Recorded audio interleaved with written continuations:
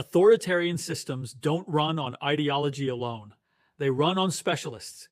Hitler didn't just have followers, he had a bench. People with jobs, clear roles, and defined lanes. Joseph Goebbels and Otto Dietrich didn't invent lies. They industrialized narrative control. Propaganda became a profession, a ministry, metrics with a budget. Dietrich's job wasn't grand ideology. It was message discipline, daily briefings, denial on demand, blame shifting at speed. He didn't persuade skeptics. He ran out the clock until headlines moved on. Today, that function is distributed, but the job is identical. KKK Caroline Levitt doesn't design policy or strategy. She's policing the narrative in real time. Shut down questions, redirect blame, repeat the line without blinking. Think of her as propaganda triage, not Goebbels-level architecture. More like frontline damage control so the bigger lie survives the day. She doesn't persuade, she denies until the clock runs out. The architect is Stephen Miller. He takes racial grievance and turns it into policies without even trying to make them look neutral. Borders become identity tests. Bureaucracy becomes punishment. Cruelty becomes process. It's fascism without the boots. Just memos, loopholes, and a smile that says the harm is the point. The Kirks, through Turning Point USA, handled distribution, message discipline, youth pipelines, ideology packaged as common sense at scale. Goebbels asked, who controls the narrative? This system asks, who do people trust less than us? Next comes enforcement.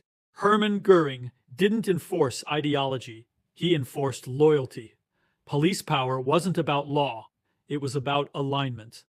That role now splits in two. Kash Patel promises retribution out loud, names enemies, signals payback. Enforcement becomes directional. Meanwhile, Pam Bondi provides the legal shield. What advances? What stalls? Delay becomes protection. Then there's internal control. Heinrich Himmler built fear into administration. Not chaos, systems. You don't need an SS chief anymore.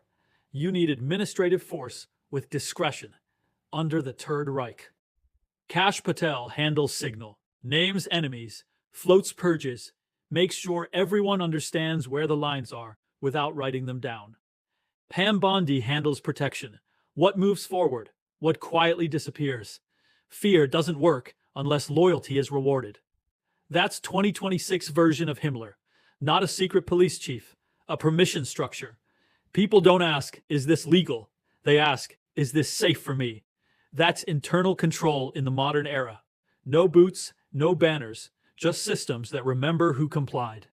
Kristi Noem isn't an ideologue or a propagandist. She's enforcement as spectacle. Her closest Nazi-era analog isn't Goebbels or Himmler. It's a regional strongman role. Think Baldur von Schirach, crossed with a Gauleiter. Here's why. Cosplay Barbie doesn't design policy. She performs it. Uniforms, weapons, border stunts, photo ops. Authority made visible. Her job isn't persuasion, it's signaling. Who the state protects, who it pressures, who it ignores. Like the Gauleiters, she turns ideology into local theater. Central power looks abstract. She makes it physical. That's the lane. Not the architect, not the theorist. The face deployed where cameras can see it. Authoritarian systems always need someone who makes power look present.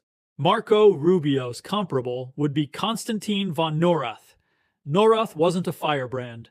He was the respectable face. Calm, diplomatic. Sounded like the old order while enabling the new one. His value wasn't what he believed, it was what he signaled to institutions. Rubio fills the same function. Reassure allies, soften transitions, make the shift feel manageable, not radical. Vice Chancellor Franz von Papen was a sneaky, dangerous one. Von Papen didn't scream. He normalized.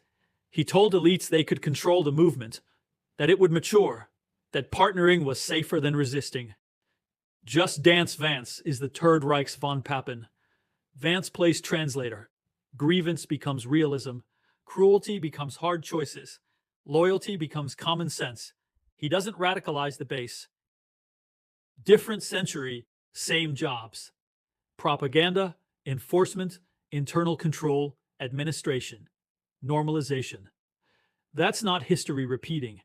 That's history being restaffed. Different tones, same direction. That's the bench. And once the bench is filled, the system doesn't need to persuade. It just operates. Episode 5 is next, when enforcement stops setting the rules and starts replacing consent.